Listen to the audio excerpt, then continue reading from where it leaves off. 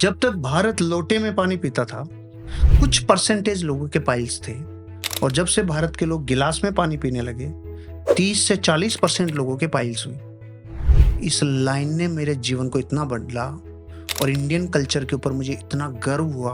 उसके बाद मेरे भीतर से जो स्पंदन आए और जो मैं इसमें लगा ना, कहो बाप रे, जीवन में ज्योमेट्री और ज्यामिति का इतना बड़ा इम्पैक्ट है। तो पूरे विश्व को ज्यामिति तो दी भारत के कल्चर ने, भारत की फिलोसफी ने दी है, भारतीय दर्शन ने दिया है, भारत के ही सिस्टम ने ज्यामिति दी है। रिसर्च करते करते करते करते करते करते फिर मैंने यंत्र देखना चालू किया। शोरूम पे, दुकानों पे, बिजनेस के मेन जगहों पे यंत्र मिलते हैं। चीजों को कनेक्ट करना चालू किया, डॉट्स बनाने चालू किए। वो कह रहे हैं कि लोटे में पानी पीना सेहत के लिए अच्छा है, क्योंकि वो लार्ज इंटेस्टाइन को सिकुड़ाएगा नहीं, क्योंकि उसका सरफेस टाइन 0 होता है, और गिलास का प्रस्थ तनाव बढ़ा हुआ था, इसलिए वो उसको सिकुड़ाता है। ज्यामिति ज्यामिति दिया किसने? भारत ने। ज्यामिति मतलब क्या? ओ हो, अरे रे, कुछ तो है कनेक्शन। तो फिर ये यंत्र क्यों रखे? ज्यामिति का ही प्रकार है। फिर ये वास्तु क्या? ओ माय गॉड, कोई ना कोई रूप में ये ज्योमेट्री है। फिर ये दाब, ये ताप, ये सब कुछ तो कनेक्शन। फिर मैंने छोटी छोटी चीजों पे ध्यान देना चालू किया। मैंने कहा, भारत की माँ 5000 साल से कह रही है बेटा बिस्तर समेटो। तो भारत का बच्चा इसलिए नहीं समेटता कि माँ वापस आके इसी में सोना है, तो मैं समेट के करूंगा क्या, ये यहीं पे रहने दो। कुछ समेटते हैं तो दुख से, कुछ तकलीफ से, कुछ ये नहीं। फिर अमेरिका के एक विलियम्स ने कहा, अरे सुनो भाई, मैंने एक बुक लिखी, उसका नाम है मेक योर बेड, बिस्तर समेटो। शुरू में तो 1100 रुपए में बिकी होगी। भारत के लोगों ने कहा वाह वाह, बिस्तर समेटो पे बुक आ गई। हाँ, उसने कुछ तो भारत से कनेक्शन होगा, उसने भारत के कल्चर को रिसर्च किया होगा। उसने अपनी किताब के मर्म में जब बताया, मेरा दिल इतना बड़ा हुआ रे कि भारत के कल्चर ने क्या दिया। उसने कहा, जब भी कोई इंसान अपने जीवन में अपने दिन की शुरुआत डेली किसी एक टास्क को कंप्लीट करके करता है, उसके जीवन की सारी टास्क कंप्लीट होती है। ओहो, भारत में जिन्होंने सुना उन्होंने तालियां बजाई। मैंने कहा 5000 साल से माँ कह रही थी, वो बेचारी यूनिफॉर्म मॉडल में नहीं कही, उसने साइंटिफिक तरीका नहीं बताया, तो तुमने नहीं माना, लेकिन ये कह तो भारत का कल्चर वर्ष इसका मतलब। फिर उसके बाद में मैंने देखा, भारत का हर कस्टम, हर कल्चर, हर छोटी छोटी प्रथा, हर एक घटना के पीछे कारण है।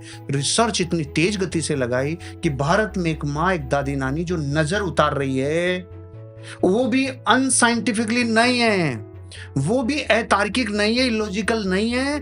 उसके पीछे भी आपके शरीर में जो सूक्ष्म हो रहा है, जिसे अग्नि स्नान कराने से वो एनर्जी नष्ट होती है।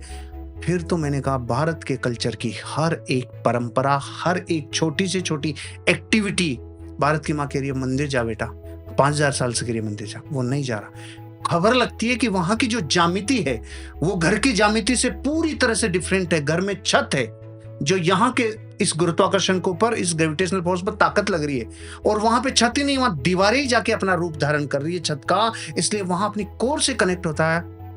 मैंने ये एक बात में 2 मिनट लगा दी कि भारत का एक सिखाया हुआ लेसन पूरे विश्व ने अलग अलग तरीके से सीखा है, ज्यामिति क्या है। तो अगर मैं आपको ये केवल एक कल्चर, एक इंडियन कल्चर की ज्यामिति को उठा के ये 10 एग्जाम्पल दिया, तो भारत की छोटी छोटी परंपराएं, प्रथाएं और कस्टम्स, इनका कितना गहरा संबंध है आपके जीवन से।